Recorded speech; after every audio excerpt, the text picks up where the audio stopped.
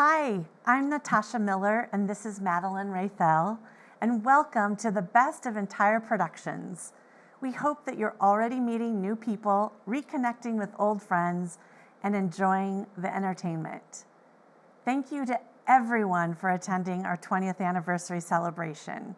What started out as a showcase for our company and our entertainers has grown into a full circle and bold experience, with the sponsors and venues shining bright with their talents and offerings. We are thrilled with the capabilities that exVo has, and we're looking forward to producing more hybrid and virtual events with the AllSeated team. We're here today at JL Imagination Studios in South San Francisco to welcome you to the event and share a little history of Entire Productions. First, we're going to get started with a demo from Lindsay Kinder of FoodLaLa. Lindsay is joining us from Southern California to show us the proper way to open a bottle of champagne. All right, everybody, welcome this evening. We're so excited to spend a little time with you. Surprises and delights around every corner. But before we dive in, I want to show you a very important life skill, and this is how to actually open a bottle of champagne. So ladies, go ahead and grab that bottle of bubbly over there. And the first thing we do, of course, is remove the foil. That's an easy one. Number two is to remove this cage. Now there's a very specific number of twists. Every bottle of champagne or bubbly requires the same amount of twists. It's kind of like, do you guys remember that commercial, how many licks does it take to get to the center of the Tootsie Pop with the little owl? Yeah. It's like that, but it's like, how many twists does it take to get to the good stuff? So, any guesses on our number?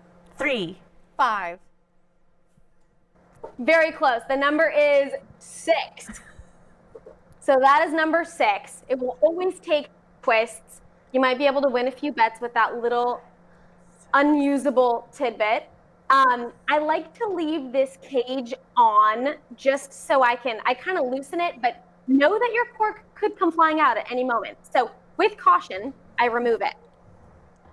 My thumb is over top.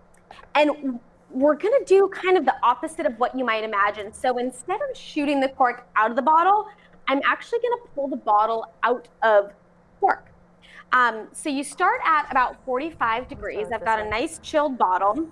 And the bottom of the bottle is called the punt. So you're really gonna use that. And with your dominant hand, for me, it's my right, I'm holding this cork tight. So my cork hand is not moving, right here. My punt hand is going to twist away from my body. All right, so I'm gonna try to do it without a dishcloth so that you can see. Okay. But if you need a little bit of grip, use a dishcloth over your cork end like this to help you hang on tight. So, ready to do the twist, my friends? I'm ready. So we're twisting away. There we go. So, I did not. Get it open. There you go. And, you know, and then something else happened. It's warm here on set. If you get like bubbles everywhere, it is just fine. If you decide you do want to shoot the cork, you can do that too. But they say that the most elegant way to open a bottle of champagne is the quietest little squeak. That was a very elegant way to open. A tiny bit. And obviously champagne bubbly on its own is fantastic. I feel like tonight's going to be a really special night. So I'm going to do a little splash of Chambord. This is a berry liqueur, like a teaspoon. And then I hold the bottle by the punt, tilt my glass. I know. It almost sounds like derogatory, doesn't it? And then I'm slowly tilting at an angle that helps reduce my bubble.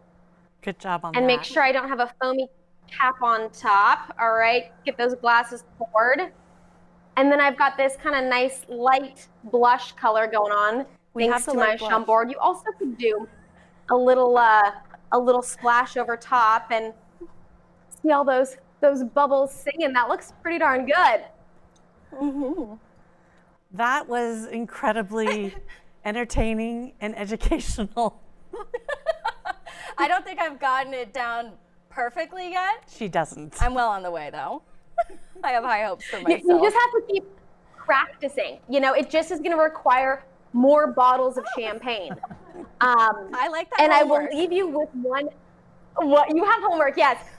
One other interesting fact that most people don't know about champagne: we often like to drink it in these like beautiful narrow flutes, which honestly I love.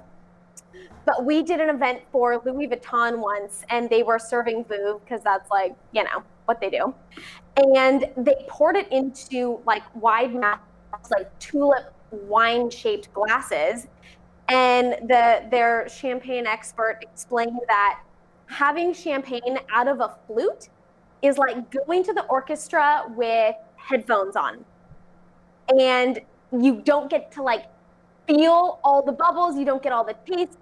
But if you have a wider glass, like something kind of like a wine glass, those bubbles have more space to do their thing and you get actually more flavor out of it. So That makes surprisingly, sense. it's better to have something wider than narrow.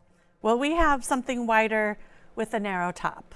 Cheers. The best of both worlds. Cheers, Lindsay. Thank you so much. I know. So everything you could ever need to know, but most important is just that you enjoy it and that it's cold. It's got to be cold.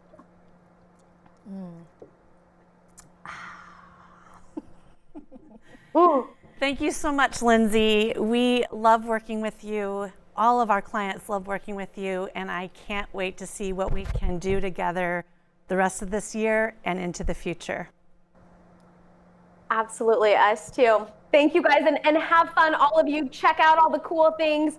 The entire team, the entire team is phenomenal. So, you had your first ever Entire Productions event in 2009. Tell me a little bit about that. What was the inspiration? What made you decide, like, I want to have the biggest event ever? So I had a friend that was opening his own business, and it had nothing to do with events, but he had this really cool, fun party at a bar with dancers and musicians, and I just was inspired by it. And I thought, well, I should be able to do that. And we did it at the Oakland Rotunda, which is so gorgeous. We had flying acrobats. It was over the top. It was so over the top, and it was so much fun. I can tell you more and more and more. There's such great photos, and we still use those photos today because some of the talent is still performing. Oh yeah, literally flying through the rafters. Yes, Yeah, yeah. I've seen the photos. It's absolutely amazing. It's a gorgeous event. And it was inspired by the name of the event, which I think was Teatro Rotunda, was inspired by Teatro Zinzani, which was this amazing, like 3-course dinner show under a big top, and they're revising that. They're revitalizing it. It's coming back to San Francisco. You missed it. But we did our best to emulate that. Oh yeah, it was really cool. Well, hopefully I'll be able to see it once it comes back. That's really exciting. Yes. And so what was one of the most memorable challenges that you had during one of these events? That event specifically, I will say that I really wasn't considering myself to be an event planner. And even though I knew so much about entertainment and us plugging that piece into somebody else's event, I didn't feel confident that I could plan that big of an event. And honestly, I had no business doing it. So one of our clients and good friends, Crystal LaQuang, from down in San Jose, helped us produce that event. Oh, wow. And without her help, I'm not sure what would have happened. I mean, we would have had entertainment, but I'm not sure what else would have happened. When did you start feeling like you were that event planner and that you didn't need that help? You know, for years, we didn't plan events. We were strictly just entertainment. We didn't want to take business away from our clients. It wasn't our sweet spot. And it wasn't until about 5 years ago that we decided to branch off and create a planning department. And then, I mean, the real reason we did that were our clients were asking us, hey, we trust you. You do such a great job with entertainment. Can you plan our event? And I typically would have said, we're not planners, but we have great planners that we can refer you to.